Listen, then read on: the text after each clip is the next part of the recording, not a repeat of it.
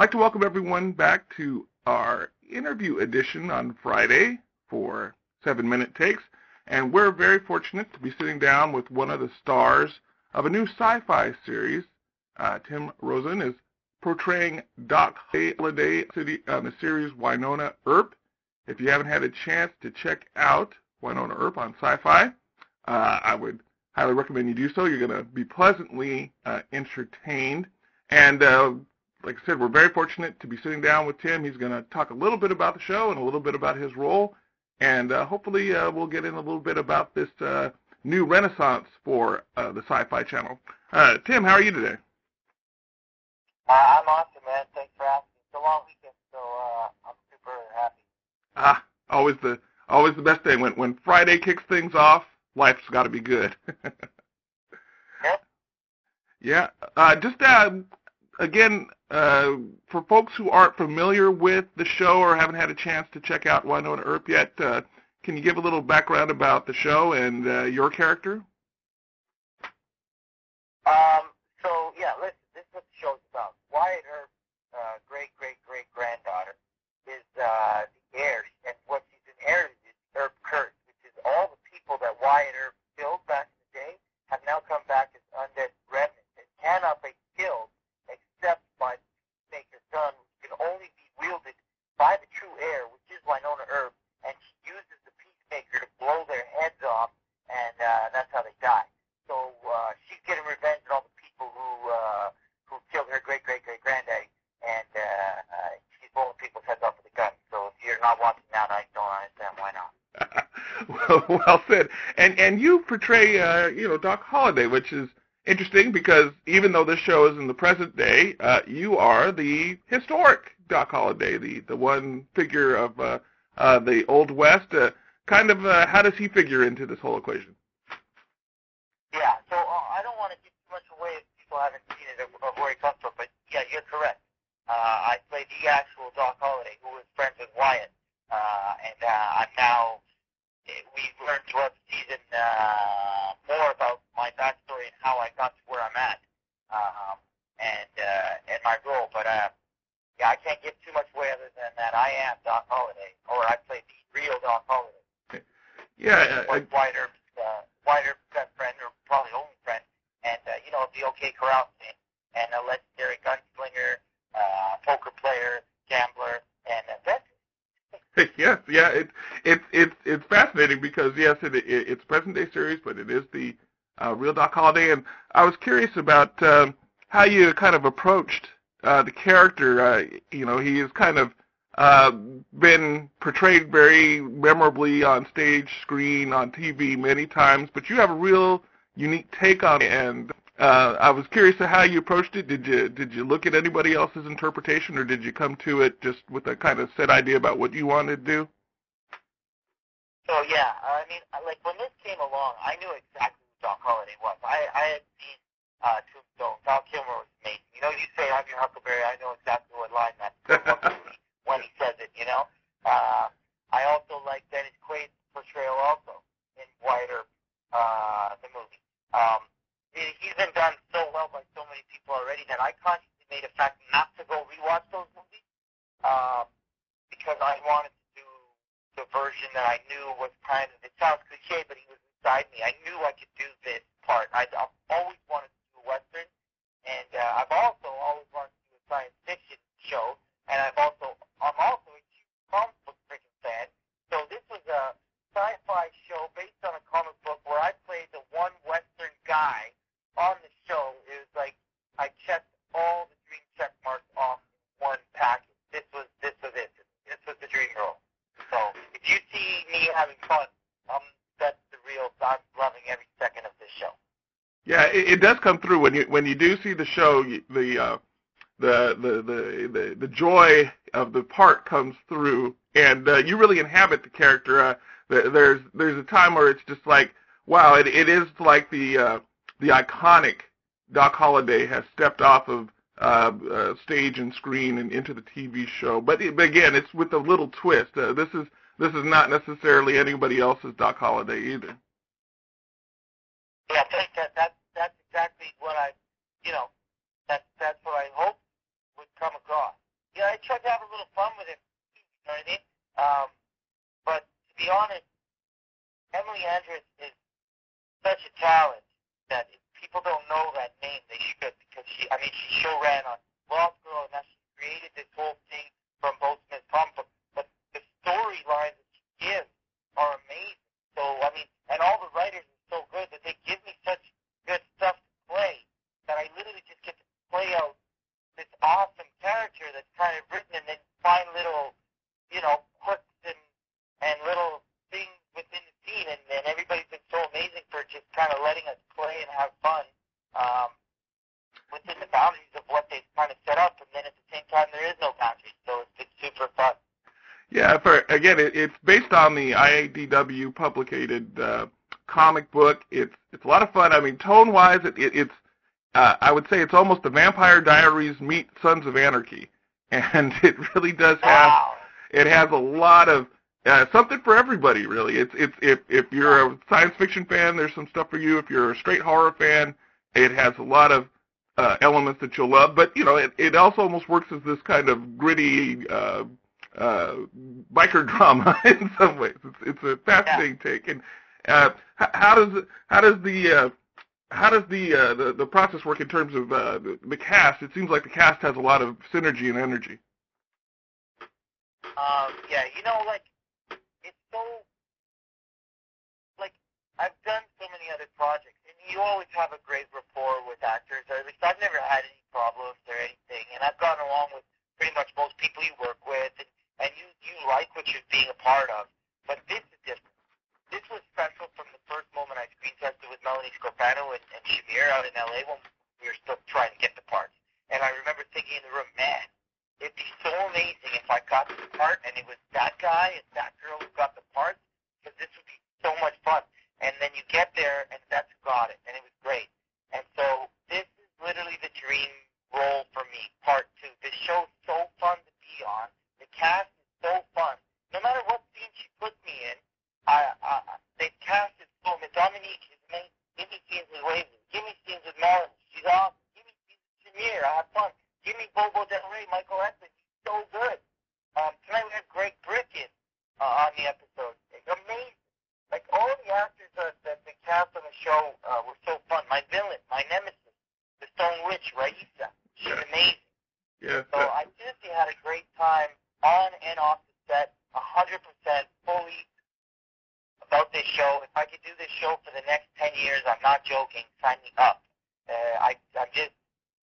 I'm just happier than happy could be. And I'm aware of when things are good, because, this is a tough business, and things come, things go, it's not easy.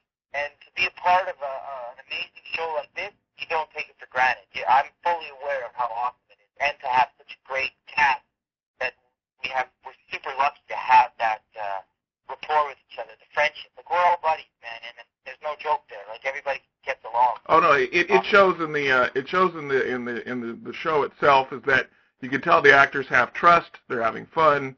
It really has a chemistry and a synergy, and it's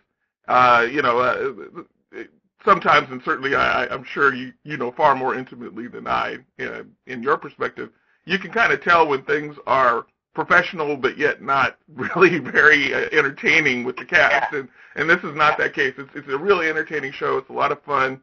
Again, WYNONNA EARP is on SYFY network, and the fans of SYFY are really happy to see things like this coming from the network. The renaissance for the channel has been long expected, and WYNONNA seems to be a strong segment there. What's the response so far? How have you guys felt the feedback on the show going?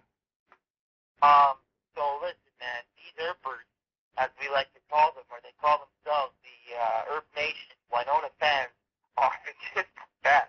I'm like a tweeter, new to the whole Twitter thing, right?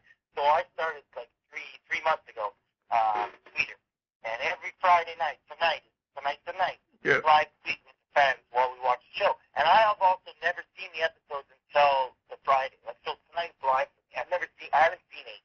I've seen a bit, so I know what comes, because there's a big fight, right? So someone showed me a rough cut of that, so I saw a bit of that. Yeah, and that that clip will run with the article tonight. The showdown between Doc and in a kind of Fight Club an environment. Yeah. Yeah. Yeah, and that's it. And then like tonight's going to be Fight Club all over again. The live tweeting's so insane.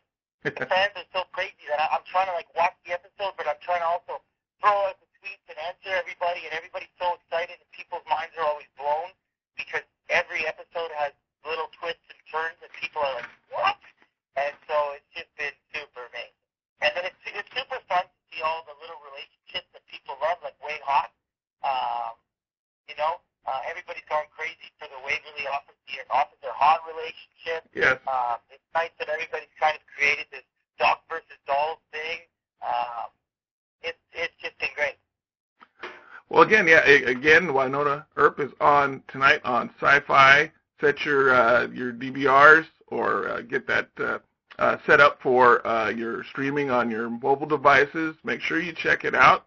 Again, the show is a real fun take on the IDW comic of the same name, and it's a real step forward for SYFY with the original programming. Tim and all the cast are a great hoot. You really want to check out this show.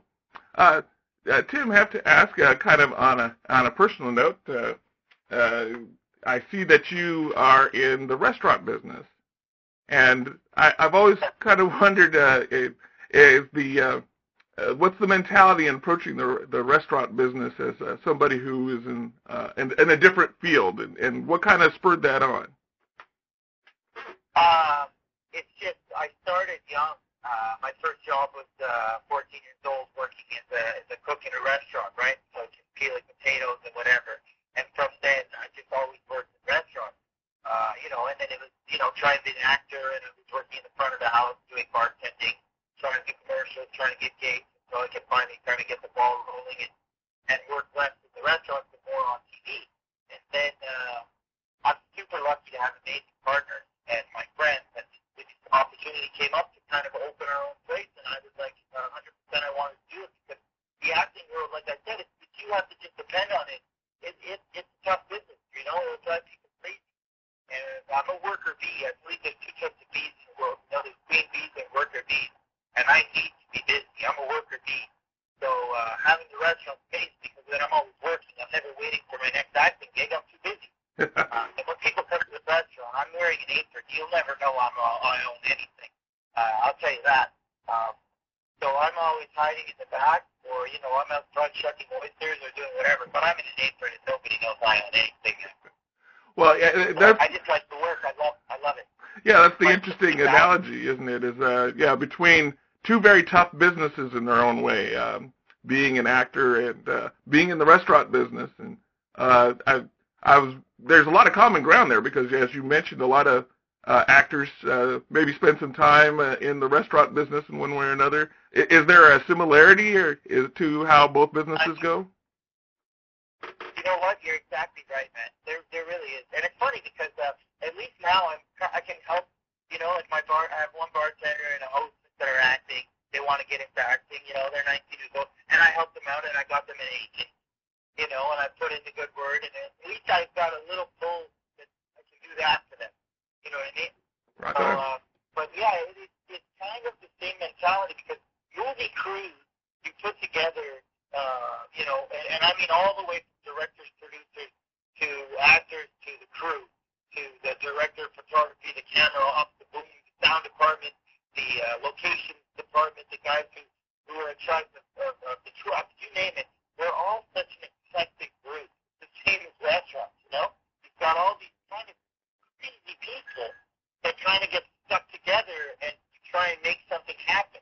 That, every night you got to get ready for the crazy night that the restaurant's going to happen. Every day you got to kind of get ready for the crazy day that the film schedule's got for that day. And every day it almost seems like you're not going to be able to get through it. And you have all this crazy group of people from all over trying to make the same thing happen, and it's awesome.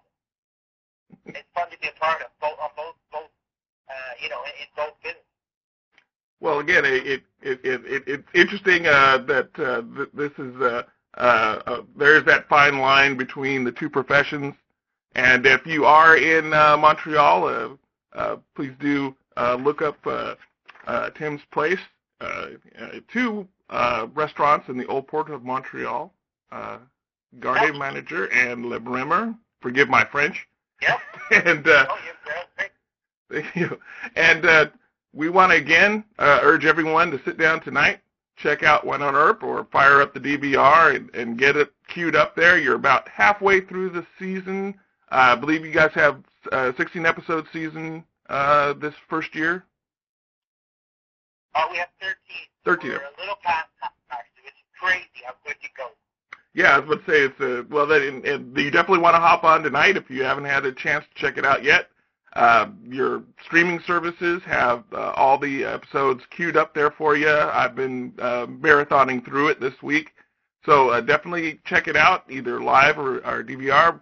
Again, Winona EARP on SYFY Network is coming this Friday. Want to again thank Tim Robinson for the sit-down. Tim, thanks so much. Continued success, and we hope to talk to you soon. You. Again, check out the show tonight. Yeah. Thank you, Tim. We appreciate you coming on 7-Minute Takes. And again, we hope to catch up with you in the future, and as well as get some more live updates about Winona EARP. Appreciate everyone tuning in to tonight's episode, and be back here next week for all things pop culture. This is your host, Jason Stewart, saying I'll catch you on the flip side.